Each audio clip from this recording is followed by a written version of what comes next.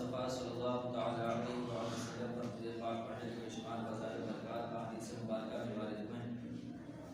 چنانچہ اللہ کے پیارے نبی صلی اللہ تعالیٰ علیہ وسلم نے ارشاد فرمایا، جمعہ کے دن مجھ پر کثرت کے ساتھ درود پاک بھیجو، کیونکہ یہ حاضری کا دن ہے۔ اس میں فرشتے حاضر ہوتے ہیں، جو کوئی بھی مجھ پر درود پاک بھیجتا ہے اس کا درود مجھ پر پیش کیا جاتا ہے جب تک کہ وہ درود پڑھتا رہتا ہے۔ حضرت ابو درداء رضی اللہ تعالیٰ عنہ نے عرض کیا، کیا وصال شریف کے بعد بھی؟ ارشاد فرمایا، ہاں وصال کے بعد بھی۔ بے شک اللہ تعالیٰ نے زمین پر انبیاء کرام علیہ السلام کے جسموں کو کھانا حرام فرما دیا ہے، لہٰذا اللہ عز و جل کے نبی زندہ ہے، انہیں رزق دیا جاتا ہے۔ یہ اللہ کا شکر ہے، ہم سب کا یہ عقیدہ ہے کہ تمام انبیاء و مرسلین علیہ السلام اپنی اپنی قبروں میں اسی طرح زندہ ہے جس طرح کہ آئے وہ دنیا میں تھے۔ بس وعدہ الہی کل نفس ذائقۃ الموت، ہر نفس کو جان کو موت کا مزہ چکھنا ہے۔ اس وعدے کو پورا ہونے کے لیے ان کو ایک آن کے لیے موت آتی ہے، باقی سارا کا سارا معاملہ تو پہلے جیسا ہوتا ہے۔ آئیے ایک بار مل کر درود پاک پڑھ لیتے ہیں۔ اللہم صل علی سیدنا شفیعنا حبیبنا مولانا محمد وبارک وسلم صلی علیہ وسلم علیہ یا رسول اللہ صلی اللہ علیہ وسلم۔ پیارے محترم اسلامی بھائیو، آج کے بیان کا جو موضوع ہے وہ واقعہ معراج کے تعلق سے۔ ابھی بدھ کے دن شب معراج منائی گئی، اور یہ وہ دن ہے، یہ وہ رات ہے پیارے محترم اسلامی بھائیو، کہ جس رات میں اللہ عز و جل نے اپنے پیارے نبی محبوب اکرم صلی اللہ تعالیٰ علیہ وآلہ وسلم کو اپنی دیدار کے لیے اپنے پاس بلایا۔ یہ ایک واحد پیارے آقا علیہ السلام کا معجزہ ہے کہ جو کسی اور کو نہیں دیا گیا، صرف اور صرف پیارے آقا علیہ السلام کے ساتھ خاص ہے کہ اللہ عز و جل کا دیدار کرنے والی جو شخصیت ہے وہ صرف پیارے آقا علیہ السلام کے ذات مبارکہ ہے۔ اس کے علاوہ کسی نبی علیہ السلام، کسی انبیاء میں سے کسی نبی علیہ السلام کو یہ سعادت نہیں ملی۔ یہاں تک کہ حضرت موسیٰ علیہ السلام نے اللہ کی بارگاہ میں عرض کی تھی کہ اللہ عز و جل میں تجھے دیکھنا چاہتا ہوں۔ جب اللہ عز و جل نے اپنے نور کے تجلی ان پر ڈالے تو وہ بے ہوش ہو کر گر پڑے، گش کھا کر گر پڑے، جس کا ذکر قرآن کریم میں ہے۔ اللہ عز و جل نے یہ بھی ارشاد فرمایا کہ لن ترانی، تم مجھے ہرگز نہیں دیکھ سکتے۔ لیکن پیارے محترم اسلامی بھائیوں، پیارے آقا علیہ السلام سے اس قدر والہانہ اللہ عز و جل کو محبت ہے، اپنے محبوب علیہ السلام سے اس قدر اللہ عز و جل پیار فرماتا ہے کہ اپنے دیدار کے لیے اپنے پاس بلایا۔ اللہ عز و جل نے قرآن پاک میں ارشاد فرمایا موسیٰ علیہ السلام کو مخاطب کر کے، موسیٰ علیہ السلام لن ترانی، تم مجھے نہیں دیکھ سکتے۔ یہ نہیں ارشاد فرمایا کہ مجھے دیکھا نہیں جا سکتا، بلکہ یہ ارشاد فرمایا کہ تم مجھے نہیں دیکھ سکتے۔ تو پیارے محترم اسلامی بھائیوں، جنت میں جنتیوں کو سب سے بڑا جو انعام ہوگا، سب سے بڑی جو نوازشات میں سب سے بڑی جو نوازش ہوگی وہ اللہ عز و جل کا دیدار ہے۔ دنیا میں تو ہم رہ کر کچھ بھی نہیں کہہ سکتے کہ معاذ اللہ عز و جل اس طرح اللہ تعالیٰ اس طرح ہے، یہ ہے وہ ہے، اس لیے وہ جسم و جسمانیت سے پاک ہے، منزہ۔ مفتی امجد علی اعظمی رحمۃ اللہ تعالی علیہ بہار شریعت میں غالباً تحریر فرماتے ہیں کہ اللہ عز و جل کو جب ہم دیکھیں گے تب پتہ چلے گا کہ اللہ عز و جل کی ذات مبارکہ کیا ہے، اور ہم تو گمان بھی نہیں کر سکتے، ہمارے عقلیں بھی وہاں تک نہیں جا سکتی۔ بس اللہ عز و جل ہم سب کو بھی یہ سعادت نصیب فرمائے، ہم سب کو بھی جنت میں بے حساب داخلہ نصیب فرمائے۔ آئیے انشاءاللہ عز و جل معراج شریف کے تعلق سنتے ہیں۔ پیارے محترم اسلامی بھائیوں، اہل اسلام کا یہ عقیدہ ہے کہ تمام انبیاء کرام علیہ السلام اپنی اپنی قبروں میں اسی طرح باحیات یعنی زندہ ہیں جیسے دنیا میں تھے۔ اور یہ بھی بات ہے پیارے محترم اسلامی بھائیوں کہ جب تمام انبیاء کرام علیہ السلام کی شان ہے تو سب نبیوں کے سردار محبوب پروردگار حضور احمد مجتبی محمد مصطفیٰ صلی اللہ تعالی علیہ وسلم کی شان کا کیا عالم ہوگا۔ یقیناً آپ صلی اللہ علیہ وسلم آج بھی حیات ہیں اور اپنے غلاموں کی دستگیری و مشکل کشائی بھی فرماتے ہیں، مگر ہماری غمگین یعنی کمزور نگاہیں آپ صلی اللہ علیہ وسلم کو دیکھنے سے قاصر ہیں۔ سیدی اعلیٰ حضرت رحمت اللہ تعالی علیہ کیا خوب فرماتے ہیں، تو زندہ ہے واللہ، تو زندہ ہے واللہ، میرے چشم عالم سے چھپ جانے والے۔ پیارے محترم اسلامی بھائیوں، آج جو لوگ جن کے بارے میں سنتے ہیں کہ جن کا عقیدہ اس طرح کا ہے کہ پیارے آقا علیہ السلام کے تعلق سے معاذ اللہ عز و جل کہتے ہیں کہ حضور علیہ السلام مرے تو مٹی میں مل گئے، معاذ اللہ عز و جل حضور علیہ السلام کو یہاں سے پکاریں تو یہ بدعت اور شرک ہے۔ پیارے محترم اسلامی بھائیوں، ایسے لوگوں کو سوچنا چاہیے کہ جب موسیٰ علیہ السلام دیگر انبیاء کرام علیہ السلام اپنی قبروں میں زندہ ہیں، وہ اپنی امتوں کی کیا فریاد رسی فرماتے ہیں، تو جو تمام انبیاء کے سردار ہیں وہ کیوں نہیں زندہ ہوں گے؟ وہ کیوں نہیں لوگوں کے اپنے امتوں کی دستگیری فرمائیں گے؟ اور پیارے محترم اسلامی بھائیوں، یہاں ایک بات یہ بھی پیش نظر رکھیں، اس بات کی اہمیت کا اندازہ لگائیں کہ ہم اس نبی کی امت میں ہیں، اس نبی کی امت میں ہیں کہ جس نبی کو اللہ عز و جل نے اپنا دیدار کا شرف بخشا۔ کسی اور نبی کو اللہ تعالیٰ نے اپنا دیدار نہیں عطا فرمایا، صرف اور صرف پیارے آقا علیہ الصلوۃ والسلام کی ذات مبارکہ کو اپنے دیدار سے مشرف فرمایا۔ تو ہم اس نبی کی امت میں، جو امت تمام امتوں کی سردار ہے، جو نبی تمام انبیاء کے سردار ہے۔ اور پیارے محترم اسلامی بھائیوں، اس امت کو بہترین امت اللہ تعالیٰ نے ارشاد فرمایا قرآن پاک میں، سورہ بقرہ میں اللہ تعالیٰ ارشاد فرماتا ہے کنتم خیر امۃ اخرجت للناس، سورہ بقرہ کسی اور سورہ کی آیت ہے، اور اللہ تعالیٰ نے ارشاد فرمایا کنتم خیر امۃ اخرجت للناس، کہ تم بہترین امت ہو ان تمام امتوں میں سے جو لوگوں کے لیے ظاہر کی گئی۔ ہم کو بہترین امت فرمایا گیا، کیوں فرمایا گیا؟ تأمرون بالمعروف وتنہون عن المنکر، لوگوں کو نیکی کا حکم دیتے ہو، برائی سے منع کرتے ہو۔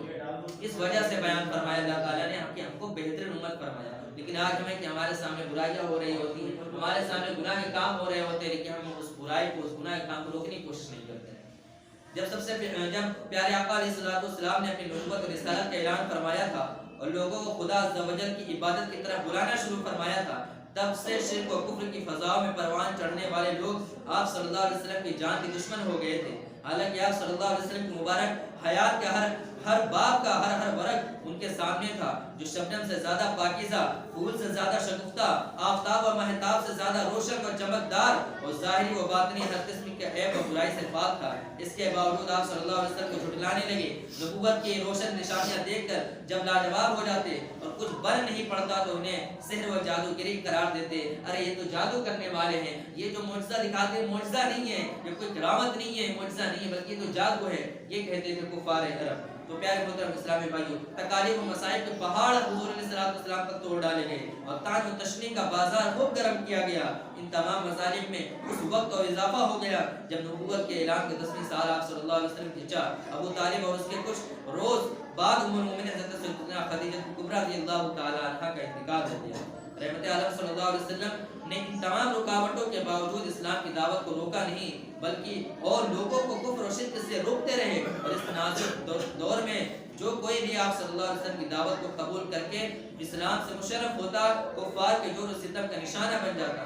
بہرحال وقت رفتہ رفتہ گزرتا گیا اور اسی طرح پیارے آقا علیہ الصلوۃ والسلام پر مصیبت کے پہاڑ توڑے گئے، حضور علیہ الصلوۃ والسلام کو بے انتہا تکالیف دی گئی، یہاں تک کہ کتابوں میں لکھا ہے کہ حضور علیہ الصلوۃ والسلام طائف کے میدان میں تھے تو پیارے آقا علیہ الصلوۃ والسلام پر اس قدر پتھر برسائے جاتے تھے کہ آپ صلی اللہ علیہ وسلم کی مبارک نعلیں کیا خون سے تربتر ہو جاتی تھیں، خون سے پر ہو جاتی تھیں۔ مگر پیارے محترم اسلامی بھائیوں، کبھی بھی ہمارے نبی صلی اللہ علیہ وسلم نے اس کا جواب نہیں دیا، کبھی بھی ان سے اپنی ذات کے لیے بدلہ نہیں دیا۔ بس حضور علیہ السلام کو اس بات کی امید تھی کہ آج اگر یہ ایمان نہیں لے آتے، یہ آج کلمہ پڑھ کر مسلمان نہیں ہوتے، تو اللہ عز و جل میں ان کے جو نسلیں ہوں گی وہ آنے والے وقت میں میرا کلمہ پڑھیں گے اور اسلام کی عزت داخل ہو جائیں گی۔ تو پیارے محترم اسلامی بھائیوں، آج ذرا سی بات پر ہم لوگوں سے بدلہ لیتے ہوئے نظر آتے ہیں۔ کوئی ہم کو کچھ گالی دیتا ہے یا کچھ ہمارے ساتھ برا ہو جاتا ہے تو ہم اس کے ساتھ بھی برا کرنے کی کوشش کرتے ہیں۔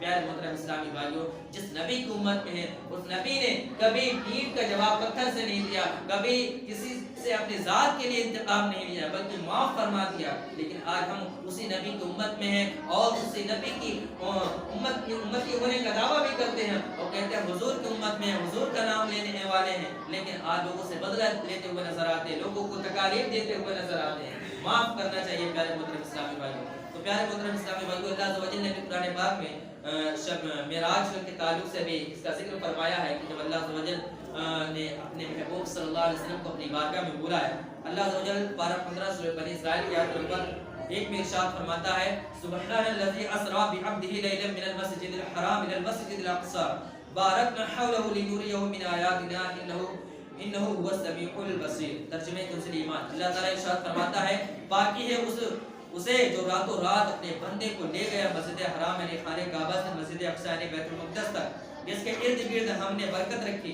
کہ ہم اسے اپنی عظیم نشانیاں دکھائیں، بے شک وہ سنتا اور دیکھتا ہے۔ پیارے محترم اسلامی بھائیوں، جبریل امین علیہ السلام حضور علیہ السلام کی بارگاہ میں حاضر ہوتے ہیں. پیارے آقا علیہ السلام حضرت ام ہانی رضی اللہ تعالی عنہا کے مبارک گھر میں آرام فرما ہوتے ہیں. پیارے آقا علیہ السلام کی بارگاہ میں جب حاضر ہوتے ہیں جبریل علیہ السلام کو علماء کرام نے بھی لکھا ہے کہ جبریل علیہ السلام اپنے مبارک ہونٹوں کو پیارے آقا علیہ السلام کے مبارک تنوں میں ٹچ کرتے ہیں اور پیارے آقا علیہ السلام بیدار ہو جاتے ہیں. عرض کرتے ہیں پیارے آقا علیہ السلام آپ کو آپ کے رب نے اپنے دیدار کے لیے بلایا ہے, آئیے تشریف لے چلیے. پیارے آقا علیہ السلام کی بارگاہ میں میں مختصراً عرض کر رہا ہوں شارٹ میں. حضور علیہ السلام کی بارگاہ میں ایک براق سواری, جنت کی سواری ہے, وہ جانور پیش کیا جاتا ہے. اس کا عالم یہ تھا کہ جب جہاں تک اس کی نظر جاتی تھی وہاں وہ اپنا قدم رکھتا تھا, اور اس کی ایک صفت یہ بھی تھی کہ جب وہ اونچائی پر چڑھتا تھا تو اس کے جو آگے کے پیر ہوتے تھے وہ چھوٹے ہو جاتے تھے.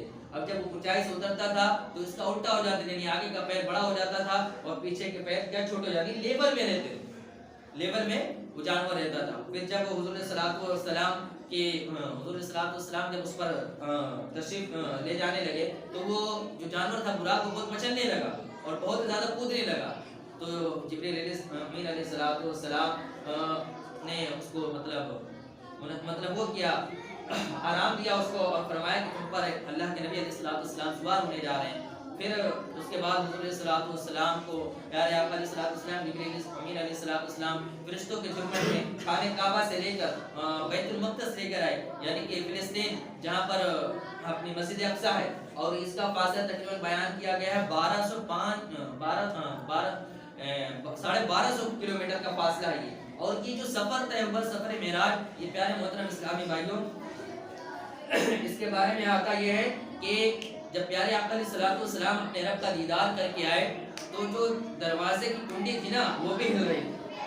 اتنا مختصر سے وقت میں سفر معراج ہوا, اور جو بستر تھا جس پر پیارے آقا علیہ السلام آرام فرماتے ہیں وہ بھی جب آئے واپس تو وہ بھی گرم تھا, اتنے مختصر سے وقت میں. آج سائنس اس بات میں حیران نظر آتی ہے کہ یہ کیسے ہو گیا اتنے کم وقت میں, اور اس کم منٹ میں, اتنے کم لمحات میں اللہ عز و جل نے اپنے محبوب صلی اللہ علیہ وسلم کو اپنے پاس بلایا. حضور علیہ السلام وہاں اللہ عز و جل کا دیدار کیے اور پھر واپس بھی تشریف لے آئے. اور پیارے محترم اسلامی بھائی اس کے بعد کیا وہ بیت المقدس جب پہنچے تو وہاں جتنے بھی انبیاء کرام علیہ السلام تھے سب کے سب وہاں پر جمع تھے, اور پیارے آقا علیہ السلام آگے بڑھتے ہیں اور تمام انبیاء کی امامت فرماتے ہیں. امامت فرمانے کے بعد پھر وہ سفر آگے شروع ہوتا ہے, اور اسی طرح کرتے کرتے پیارے محترم اسلامی بھائیوں سدرۃ المنتہا پہ ساتواں آسمان ہے, پھر اس کے بعد پھر لا مکان تک جاتے. لا مکان یعنی جہاں کوئی مکان نہیں, کوئی جگہ نہیں, کوئی ڈائریکشن نہیں, وہاں پر جاتے ہیں. جبریل علیہ السلام اس سے پہلے جب آگے بڑھتے ہیں تو حضور علیہ السلام فرماتے ہیں کہ جبریل تم بھی چلو. تو جبریل علیہ السلام عرض کرتے ہیں یا نبی صلی اللہ, اے پیارے آقا علیہ السلام میری انتہا یہیں تک تھی, میرا کام یہیں تک تھا, میں اس کے آگے نہیں جا سکتا. تو پیارے محترم اسلامی بھائی حضور علیہ السلام کو مبارک ذات ہے کہ جس نے اللہ عز و جل کا اپنی آنکھوں, اپنی ماتھے کی آنکھوں سے دیدار کرنے کی سعادت حاصل کی. اس کے بعد پیارے محترم اسلامی بھائیوں پھر نمازوں کا تحفہ بھی معراج شریف میں اللہ عز و جل نے عطا فرمایا, اور وہ بھی کتنی نمازیں تھیں, 50 نمازیں تھیں. موسیٰ علیہ السلام جب ملے تو پیارے آقا علیہ السلام سے عرض کی آپ کی امت اتنی نمازیں نہیں ادا کر پائے گی. تو حضور علیہ السلام پھر گئے, پھر کچھ نمازیں کم ہوئی. پھر موسیٰ علیہ السلام نے عرض کی پھر آپ جائیے اللہ کی بارگاہ میں عرض کیجئے میرے مولا میری امت اتنی نمازیں نہیں ادا کر پائے گی. پھر اسی طرح کم کرتے کرتے کرتے پیارے محترم اسلامی بھائیوں 5 نمازیں فکس ہوئی, اور اللہ عز و جل نے ارشاد فرمایا کہ تمہاری امت 5 نمازیں ادا کرے گی لیکن انہیں ثواب 50 نمازوں کا دیا جائے گا. لیکن آج ہم دیکھ لیں پیارے محترم اسلامی بھائیوں 5 نمازیں بھی ہم سے نہیں پڑھی جاتی. اور یہ جو موسیٰ علیہ السلام کا بار بار کہنا تھا کہ آپ اللہ کی بارگاہ میں جائیے نماز کم کرا کر آئیے, پھر جاتے ہیں پھر آتے ہیں, پھر کچھ نمازیں کم ہوتی ہیں پھر جاتے ہیں. تو اس میں علماء کرام نے نقطہ بیان فرمایا کہ دراصل یہ کیا ہے, پیارے آقا علیہ السلام مبارک آنکھوں میں اللہ عز و جل کے دیدار کی جو چمک تھی, جو روشنی تھی, اس کو موسیٰ علیہ السلام دیکھنا چاہ رہے تھے. یعنی آج ہمارے یہاں ہوتا ہے کہ مطلب جو بندہ مدینہ منورہ دیکھ کر آتا ہے, مکہ مکرمہ اللہ عز و جل کا پاک گھر دیکھ کر آتا ہے, تو ہم اس کے مطلب اس کی آنکھوں کو دیکھتے ہیں, اس کی آنکھوں میں ایک الگ ہی نور ہوتا ہے. تو پیارے محترم اسلامی بھائی موسیٰ علیہ السلام کی وہی کوشش تھی کہ موسیٰ علیہ السلام نے حضور علیہ السلام کو بار بار پیارے اللہ عز و جل کی بارگاہ میں نماز کم کرانے کے لیے بھیجا کہ آپ جائیں اور اللہ عز و جل سے نمازیں کم کرا کر آئیں. تو یہ اسی لیے تھا کہ تاکہ آپ کی امت پر آسانی بھی ہو جائے.